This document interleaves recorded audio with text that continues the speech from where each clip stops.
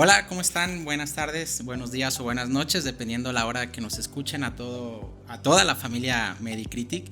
El día de hoy pues estoy con grandes amigos y colegas del Hospital Country 2000 y pues de la familia Medicritic, ¿no?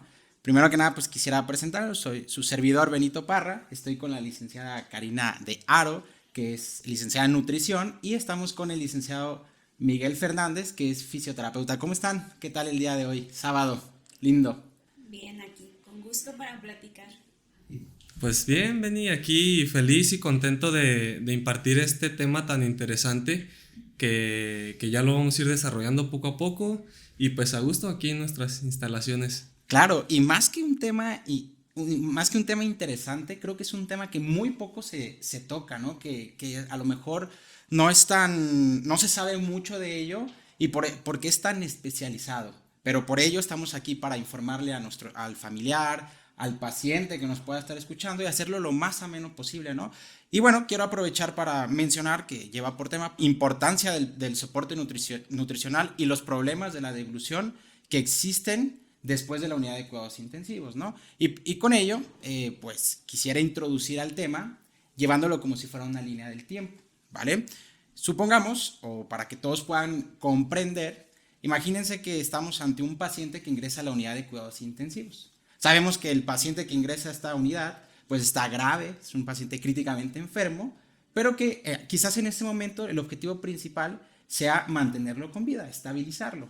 Pero aquí es donde entra como la gran pregunta, ¿no? Que al final de cuentas sí queremos que viva, queremos que nuestro paciente se estabilice, pero también tenemos que irnos preguntando cuándo es el momento oportuno para alimentarse, para nutrirlo, para evitar que este paciente se desnutra, ¿no? Al final de cuentas sabemos que en una unidad de cuidados intensivos hay diferentes médicos que se involucran en el paciente, ¿no? Que va desde el médico intensivista, médicos subespecialistas y pues también estamos nosotros, que parte de la misma especialidad, que es nutrición y terapeutas de deglución, ¿no? Que creo que siempre trabajamos como en equipo para realizar lo mejor para nuestros pacientes, ¿no? O cumplir esos objetivos. Entonces, justo eso, final de cuentas, esa sería como la primer pregunta, o más que la primera pregunta, como, ¿qué piensas al respecto, Karina, en relación a los pacientes que ingresan a la terapia intensiva? ¿Cuándo es el momento oportuno para alimentarlos, para nutrirlos, ¿no?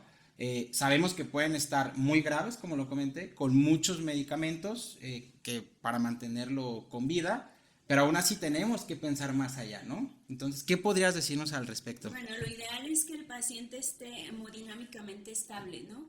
Que eso en términos sencillos es pues que tenga buenas presiones, que no tenga una frecuencia muy elevada y más que todo que mantenga pues una adecuada presión, ¿no? Claro. Y bueno, hay guías que nos marcan que lo ideal es que el paciente se empiece a nutrir a las 48 horas de su ingreso a una terapia intensiva, ¿no?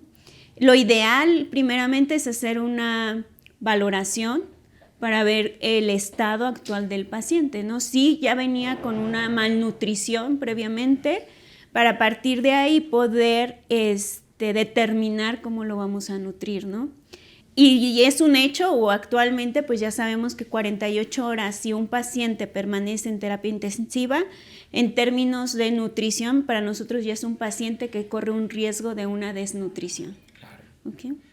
Justo eso, ¿no? Y al final de cuentas creo que es importante saber cómo viene nuestro paciente, saber identificar, ok, este tiene un riesgo nutricional o de desnutrición muy grande y aquel que quizás no tanto, ¿no?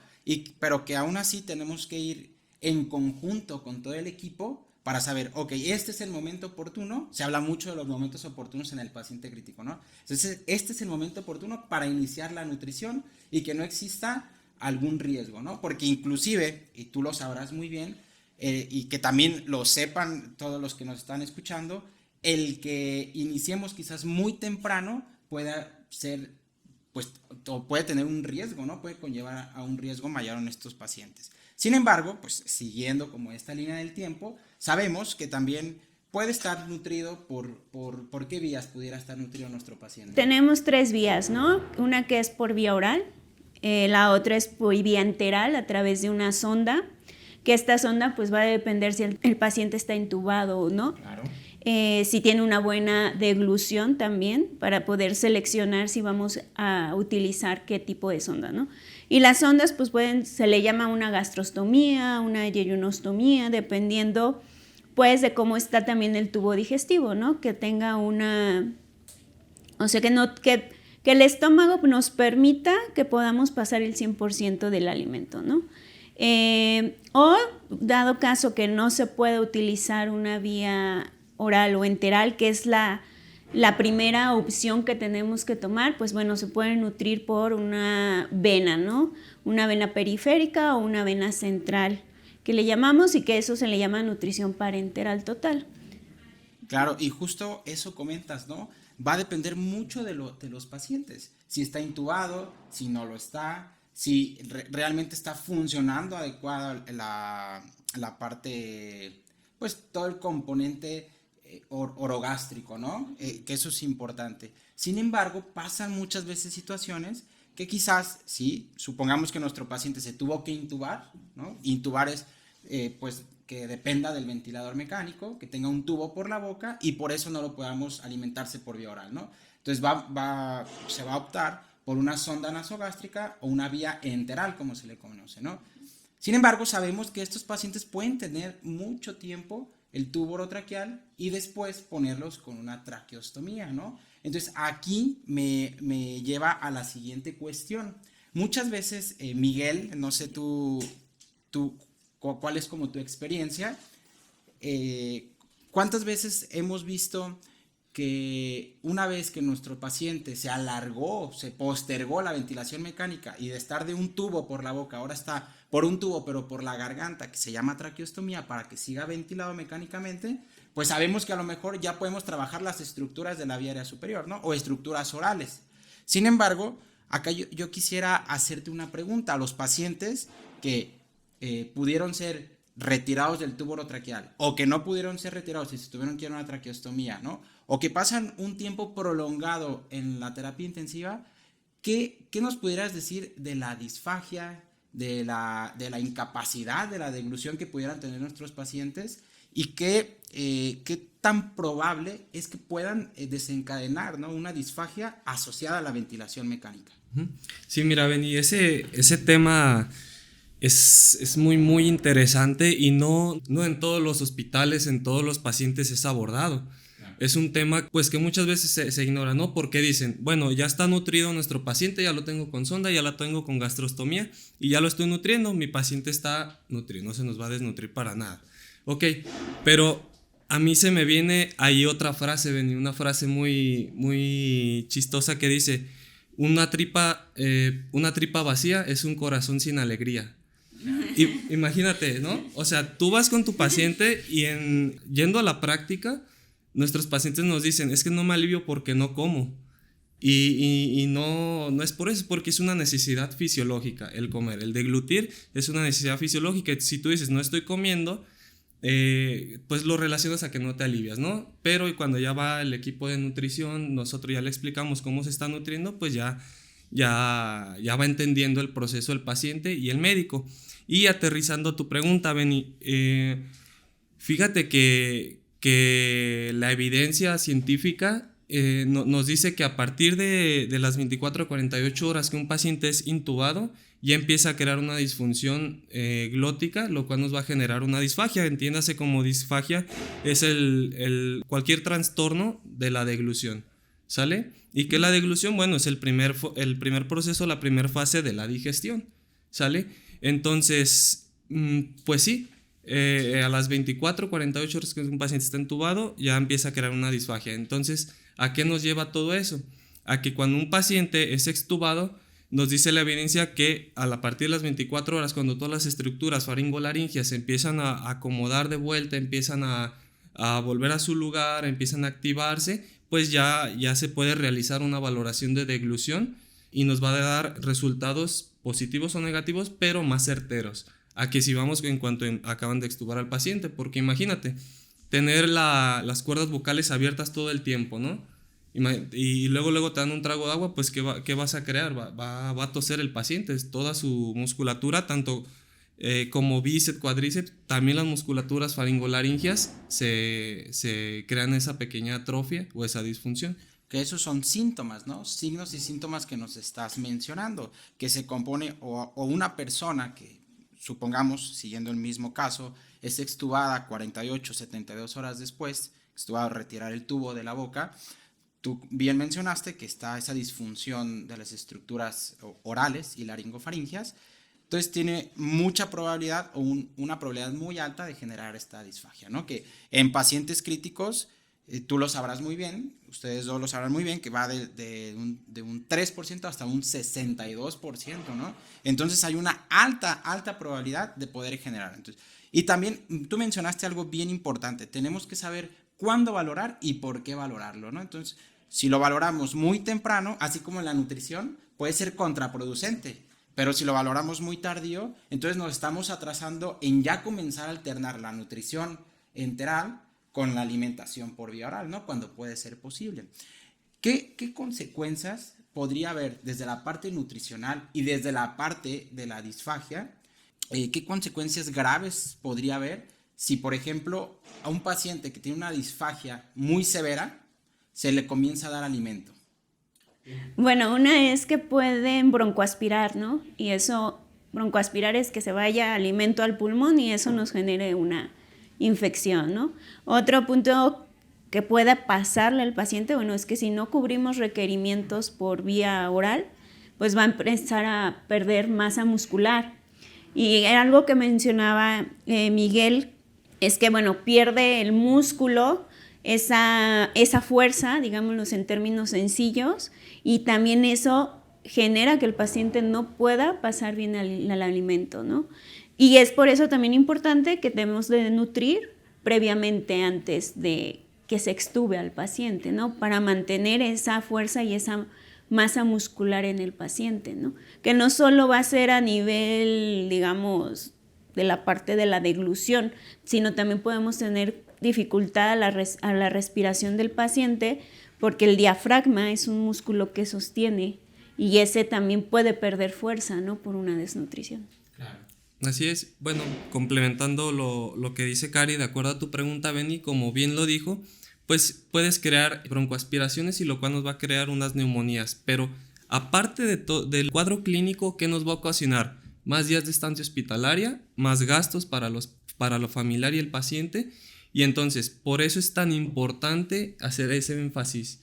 Cuando un paciente veas que tiene cualquier trastorno en la deglución, necesita tener una valoración previa para evitar eso que ya acabamos de mencionar.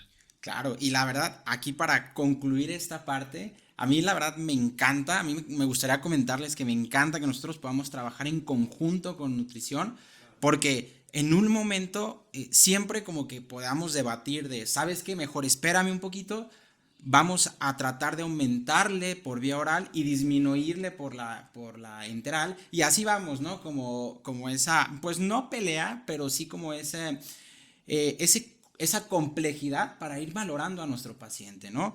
Tú lo comentaste muy bien, Karina, el estado nutricional puede afectar directamente en la evolución de nuestros pacientes, ¿no? Entonces, si no está bien nutrido, ¿no?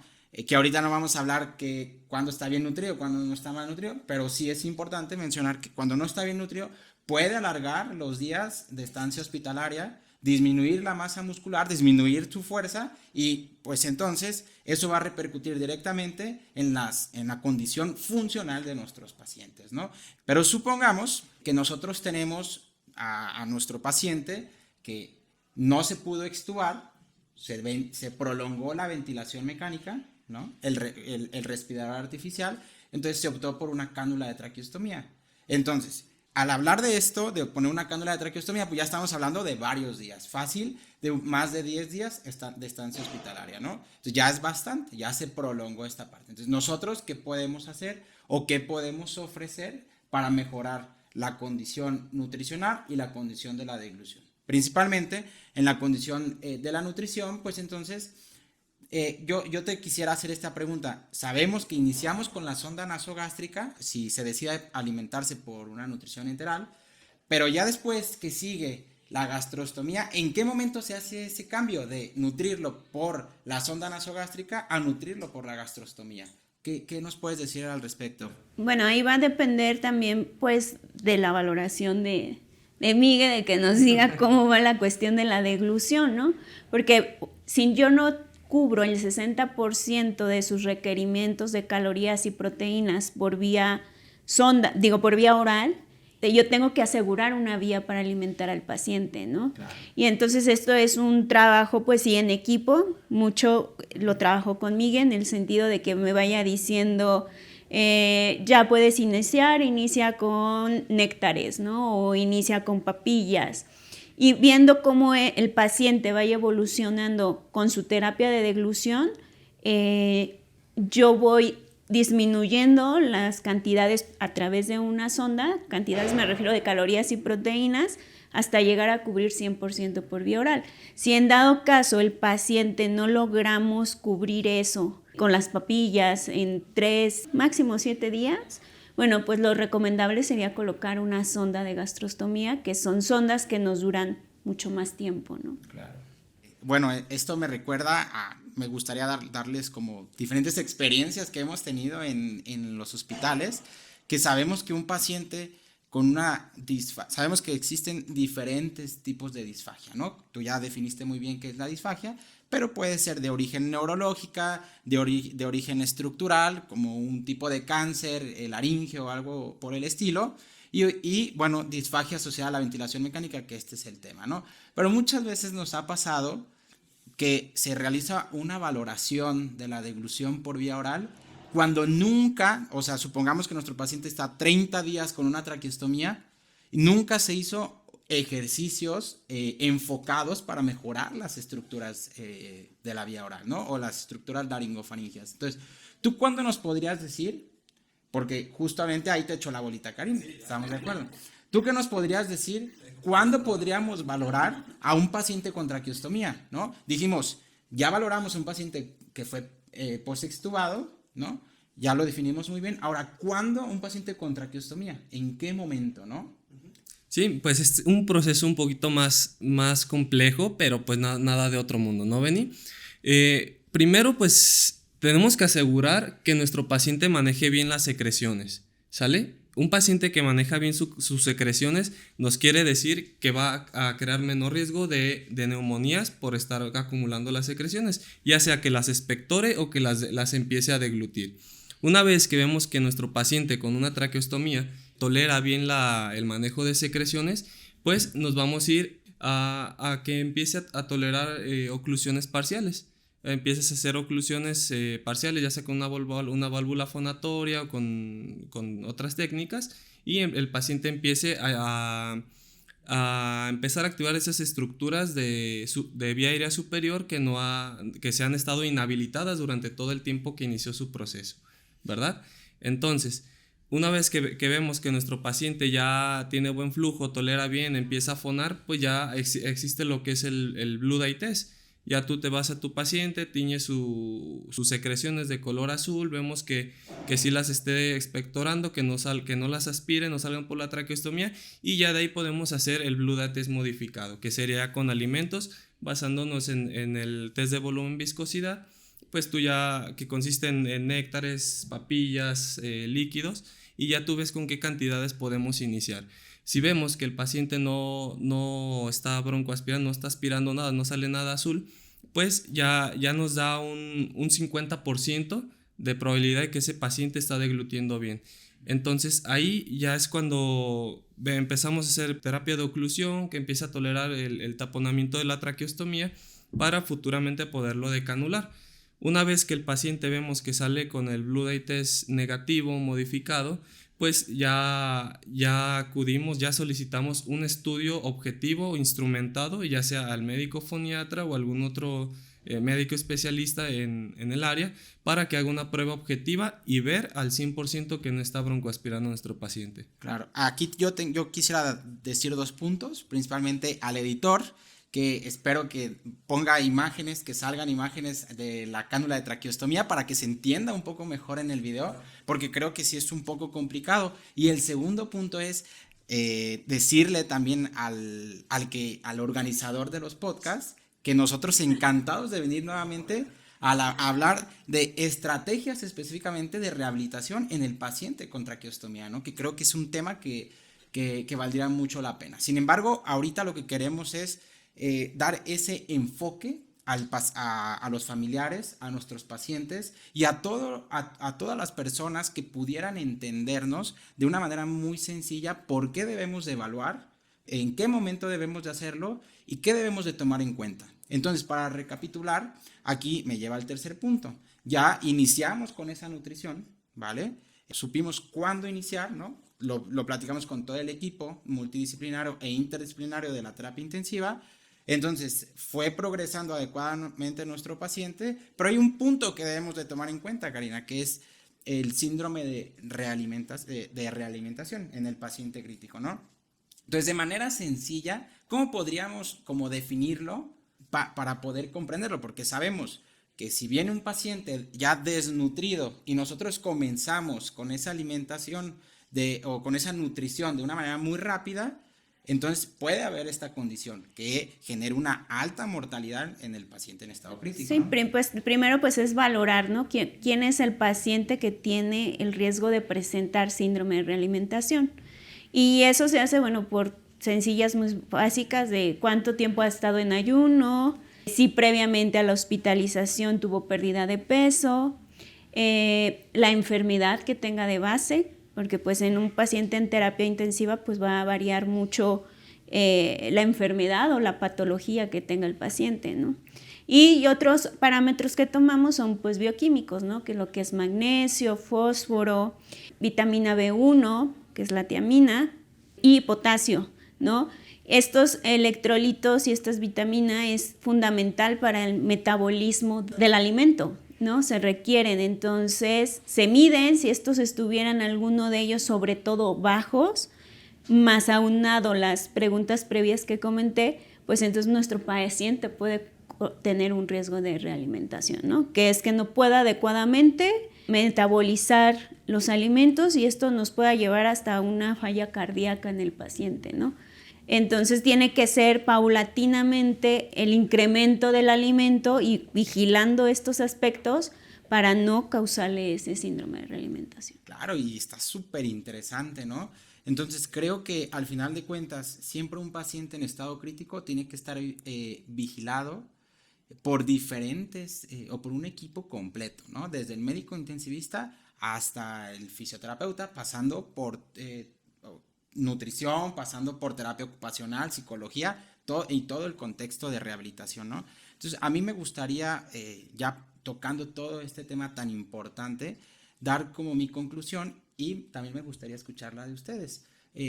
Principalmente, si ustedes me permiten, pues la verdad es que si en algún momento alguno de ustedes o alguna persona que ustedes conocen cae en la terapia intensiva, que espero que no, pero en algún momento todos podemos llegar, no sabemos cuándo, sí tenemos que saber que debe de existir un equipo de rehabilitación, ¿no? Un equipo que esté conformado por fisioterapeutas, foniatras, médicos intensivistas, pero también de nutriólogos, que creo que es importantísimo, ¿no?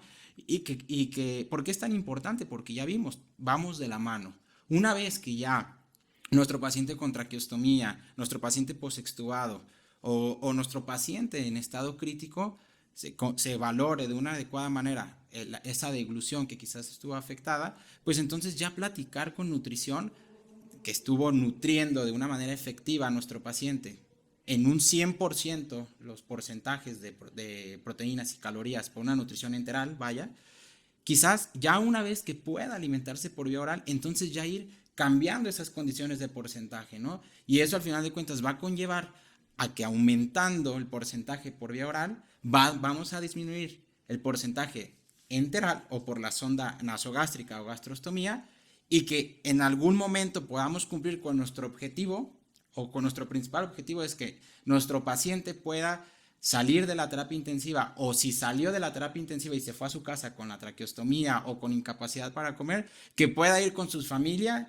o con sus amigos al cine, a un restaurante y que pueda comer de la mejor manera, que para eso estamos nosotros, ¿no? Entonces, pues no sé cuál sería su conclusión, esa al menos es la mía, de manera muy personal, la verdad, siempre estamos súper felices, todo el equipo cuando nuestro paciente se va de alta y se va de alta de la mejor manera. Y cuando no, pilas, que tenemos mucho trabajo por delante, ¿no? Bueno, mi conclusión sería que es muy importante que el paciente, pues bueno, que todos estemos centrados en el beneficio del paciente, ¿no? En lograr su recuperación lo más pronto posible, que siempre haya un equipo interdisciplinario y que cada uno exponga pues beneficios que puede dar esta terapia o aquella, de lo que hablamos ahorita. Y es importante pues que el paciente esté nutrido, ¿no? Que siempre tratemos de llegar a los requerimientos que él necesita para prevenir esta fragilidad o debilidad en el paciente, porque al final lo que genera el que no esté comiendo, ya sea por cualquier vía, pues genera esta debilidad muscular, ¿no? Y no solo vamos a tener problemas en la deglución, sino también en cuestiones de masa muscular a nivel de extremidades, ¿no? Fuerza para que él siga, y si no es un paciente frágil, ¿no?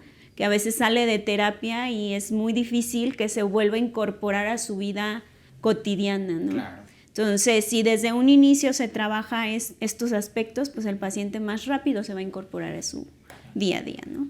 Así es.